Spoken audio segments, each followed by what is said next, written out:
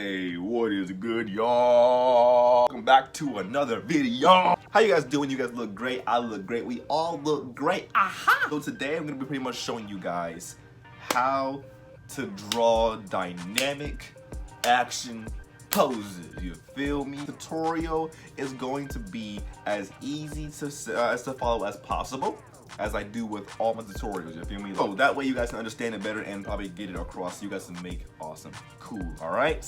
With that being said, let's hop into the video. Enough talking. Make sure you guys like, comment, and subscribe. Because if you don't, y'all, these predictions are out of my hand, all right? They say if you don't like the video, you're gonna slip and bust your knee. No, I don't know, but you better do it just to be safe. You better do it. Let's get started. So when it comes to drawing dynamic poses, okay, what you want to think about is the overall character as a whole, okay? First thing, I just started with like a sausage shape, okay? All right, I draw a little head on top, all right, and then I draw these two tubular shaped arms, okay? And then these two tube shaped legs, okay? If you can master this little character, this little dude, all right, this little figure, you'll be able to draw the most dynamic poses ever. And you probably think I'm capping right now, but I'm being super serious. All you need is this little dude right here. When you're drawing dynamic poses, you have to be really flowy with your lines, okay? Action, motion, all that stuff. What I'm gonna do right here is I'm gonna draw out a dynamic like gesture drawing, okay? Pretty much using only lines to build up the motion of the figure. It doesn't look like anything right now because it's not fully fleshed out. All you see is a bunch of lines, right? But if I were to lighten this and just use this as a gesture, I'm gonna draw out pretty much these three-dimensional shapes, okay? Bringing it all to life. And the legs, all right? And as you can see, I'm using lots of curving lines. I'm not really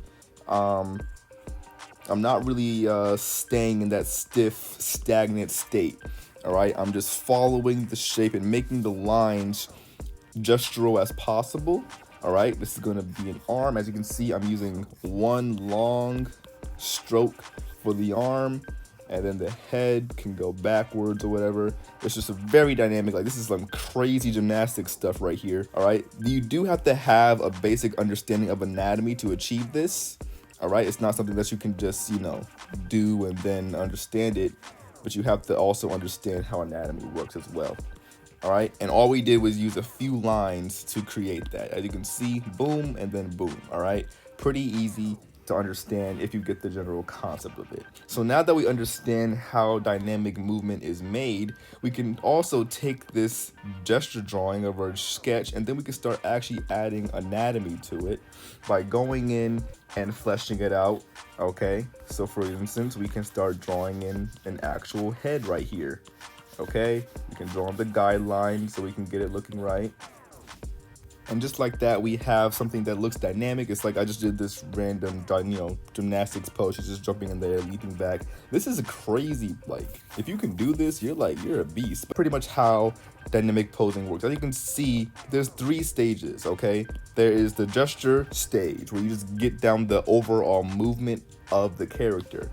Then there is the construction stage, where you get down just the overall construction of the body. And then you have the refinement stage where you draw the anatomy, the muscles, and all the other stuff on top in order to create lots of movement in your characters so that you can create dynamic posing. All right, so one of the best ways I found out about practicing dynamic posing is this to just go in your sketchbook and do a bunch of these random sketches, okay? Just go in and just create these movement sketches. Go on your paper, go on your tablet, whatever you draw on, and just use this to create lots of movement within your characters, all right? Using this kind of method is one of the best ways to create motion in your character drawings, all right? When you're making comics, when you're making all kinds of stuff like that. As you guys know, I'm making a comic book, and I use this method a lot whenever I'm creating my fight scenes, just like so. Another great tip is once you get to your detail stage, you can actually start using motion lines to create motion, to create flow in your characters. Okay, you have a fight scene just like this. All right. Now, in order for you to enhance your sketching, you can use these just random quick lines to create motion within it. All right. So for example, we have Luffy right here punching over at Naruto. So I can just use these lines that go and follow the motion that he's going in to create movement and speed, so you can actually feel the movement. You can feel the power in the punch he's going. All right. Same thing for Naruto. You could draw lines that he's jumping. All right. Just as long as you know which direction he's going, just draw a bunch of lines that go in that direction in order to create and enhance. You can also go as extra step if you want to. You can blur it. All right. Now blurring is what I use most of the time, and you can see, you can feel the speed, you can feel the motion, and that really does help create the movement within your sketches as well. And that's another way you can create dynamic posing, so it looks like it's actually moving on a on a still surface. As you can see, utilizing speed lines really does create motion and movement into your characters. Here's how I apply it into my manga that I'm making right now. It's still in the works, but as you can see, I use this blur effect, this motion line effect, to create movement within my characters. All right, as you can see, she's kicking down. You can feel the motion, you can feel the impact, all because of these lines that create movement within your characters. As you can see, I can just take a line right here and just start making these lines, okay, to create motion. As you can see, she's being thrown this way. So I'm gonna make all the lines follow the direction she's going, and just going back and forth, making different shapes, all right, and using these speed lines, all right, in order to actually create movement within the panel. So step 1, find your gesture. Step 2, get down the actual construction of the character.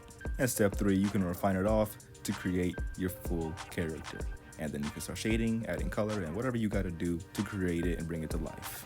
All right, these steps are pretty simple to follow. All right, it's only 3 really main stages that I do, and it really does help bring your whole character to life. All right, really creating that motion and that movement in your characters is what brings all of that together.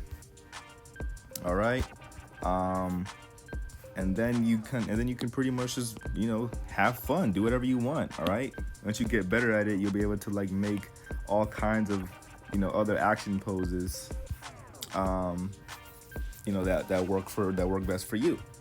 So a few extra tips before I head out is you always want to use flowing lines, okay? Stay away from stiff stickman movement. Like a lot of people, like a lot of artists teach like the stickman method where you draw like a stick and all that stuff, but that really does make you hit stiff poses. This is why I always recommend to use flowing lines and gestural lines so that your characters look like they're actually moving in space. Like you don't want them to look like they're just sitting there posing for a picture, but like there's no motion. They just look like they're just like a stiff board. That's one thing you want to stay away from whenever you're drawing you know, dynamic poses, okay? And also practicing all the time and understanding that simple lines can really make a whole entire image come to life. You don't have to do much, just use a couple of lines to get the overall motion of the character down, and then you can actually go in and start adding in all the details that create the actual person with the anatomy and the figure and then the movement. And of course you can also add lines and motion lines to actually, you know, make it look like the character is moving without making it look like it's sitting there stiff. So those are all the tips that I can give you for dynamic posing. You feel like a character is too stiff, then try to break it up with a line of actual motion and not like a stiff stick, like a straight stick line. Try to use an actual noodle shape, like a piece of pasta, I guess, not like an actual, you know, line. But yeah, that's pretty much all I'm going to have to say. All right, so I hope this video helped you out. You know, as you can, you know, hopefully you guys learned something and got some new knowledge from this. Like I said, these tutorials are not too long. If you guys would like more in-depth tutorials that go hours long and go way more into detail, then consider subscribing to my Patreon. You know what I'm saying? There's lots of tutorials over there, and you can also get personal critiques and help as well. All right, but yeah, that's gonna be it for this tutorial. You know, how to draw dynamic poses, and hopefully you guys take these tips and apply them to your own characters.